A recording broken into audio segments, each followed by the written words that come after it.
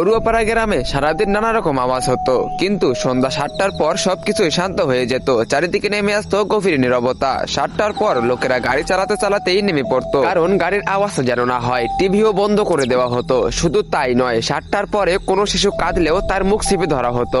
একদিন সন্ধ্যা 7টার সময় একজন লোক চুপি চুপি হেঁটে যাচ্ছিল। তখনই তার সামনে একটি ইঁদুর এসে পড়ে। ইঁদুর দেখে লোকটি ভয়ে চিৎকার করে ওঠে, আর ঠিক তখনই সেই লোকটির শরীর ছিঁড়া টুকরা হয়ে যায়। যারাই সামান্য আওয়াজ করতো তাদের সবার সঙ্গেই এমনটা ঘটতো, এমনকি ভুলবশত আওয়াজ হলেও। পরের দিন রাইস্টার ভুল করে পড়ুয়াপাড়া গ্রামে ঢুকে পড়ে। অচেনা রাইস্টার এগিয়ে যাচ্ছিল, এমন সময় সন্ধ্যা হয়ে আসে। চারিদিকে কেবল একটি আওয়াজ শোনা যাচ্ছিল। 7টা বাজতে আর কয়েক মিনিট বাকি আছে। ঠিক তখনই রাইস্টার দেখতে পায় যে পাশ দিয়ে একটি লোক গাড়ি চালিয়ে আসছিল। হঠাৎ গাড়ি থেকে নেমে গাড়ি না চালিয়ে ঠেলতে ঠেলতে গাড়িটাকে সামনে নিয়ে যাচ্ছিল। এটা দেখে রাইস্টার আশ্চর্য হয়ে যায়। সে তখন তার বাইক থেকে নেমে লোকটির কাছে যায় এবং জিজ্ঞেস করে, আরে ভাই, আমাকে একটা কথা বলো তো, তুমি গাড়ি চালাতে চালাতে হঠাৎ ধাক্কা দিয়ে নিয়ে যাচ্ছ কেন? আর এই অদ্ভুত আওয়াজটা কিসের? লোকটি বলল, আরে তোমার মরার ইচ্ছা না থাকলে মুখ বন্ধ করে রাখো। 7টা বাজতে আর মাত্র 2 মিনিট বাকি। তুমি অন্য কোনো কাজের লোক মনে হচ্ছে। চলো আমার বাড়িতে, তবে একটুও আওয়াজ করবে না। এরপর রাইস্টার সেই লোকটির পিছু পিছু তার বাড়িতে চলে যায়। লোকটি রাইস্টারকে চুপ থাকার ইশারা করছিল।